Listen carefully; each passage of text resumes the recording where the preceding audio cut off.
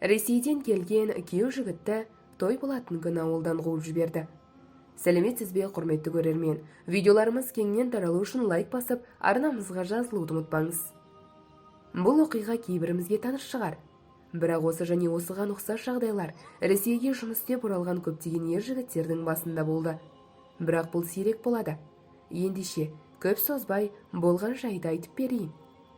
Колледжді тамамдаған Рүстем колледжді бітірген соң арманы жолында достарымен бірге Ресейге жұмыс істеуге аттанады. Барды, жұмыс істеді. 5 жыл уақыт өтті. Ата-анасының өтініші бойынша үйіне оралды. Келген соң ата-анасы: «Балам, сен үйлендірмесек болмайды», деп тойды бастауды ұйғарады. Тіпті ата-анасы: «Үйленбесең, Ресейге кетсең сенен разы емеспіз», деп Рүстемді тіреп алды. Мәжбүр болған Рүстем: «Үйленемін, бірақ көп жүрмеймін. Мені жұмысым күтіп тұр. 1 ай ғана рұқсат алдым», деген шартпен үйленуге келісті. Нағашылары оған лайықты қыз іздеп бірінен соң бірін көрсете бастады.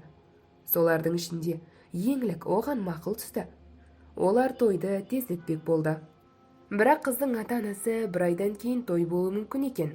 Оған дейін үй мен тойдың басқа да мәселелерін шешетіндерін айтты. Рүстем айтқанына келіскендей болды. «Мен мүмкіндігінше күтемін», деді. Той жақындап қалды. Рүстемнің телефоны тынымсыз шырылдайтын еді. Көп ұзамай Ресейден телефон соқты. Тойға жақын жігіт телефонын мүлдем өшіріп тастады.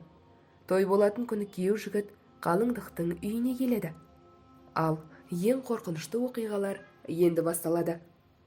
Күйеу жігіт қалыңдықтың үйінің қақпасынан кіргенде адамдардың оған басқаша қарайтынын сезінді. Неге екенін білмеді. Келіннің бөлмесіне кірейін деп жатқанда келіннің нағашысы: «Жоғал, намыссыз, сен менің женімнің өміріне балта шапқың келеді ме? Өзі түрің маған ұнамаған еді. Осыншама әрекеттен кейін қайтадан үйленгің келе ме? Саған беретін қызымыз жоқ, бар кет», деп 2 жүзді күйеу жігітті қуып жібереді. Күйеу жігіт не болып жатқанын түсінбей таңдана қарады. Орыс әйел шықты.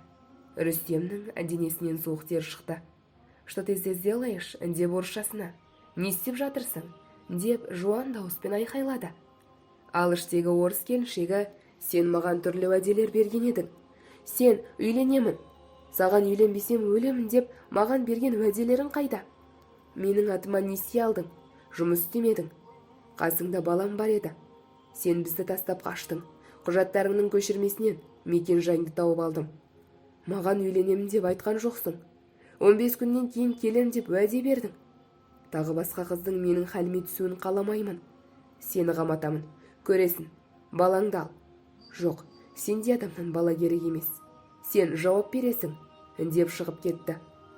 Күйеу жігіт орыс әйелдің соңынан ерді.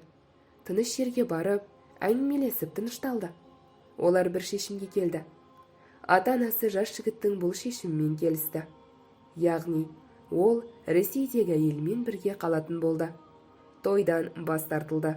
Әрине, құрметті көрермен, сізді қалыңдыққа не болды деген сұрақ қызықтыратын шығар. Еңлік өте қиын жағдайда болды. Осы оқиғаларды білген соң еңлік үйленгісі келген бұрынғы Ресейге кеткен жігіті көп ұзамай үйленді. Тойлары болды. Олар да қазір бақытты. Құрметті көрермен, бұл оқиғаны достарыңызға жіберуді ұмытпаңыз. Сау болыңыз және келесі бейнелерімізде кездескенше.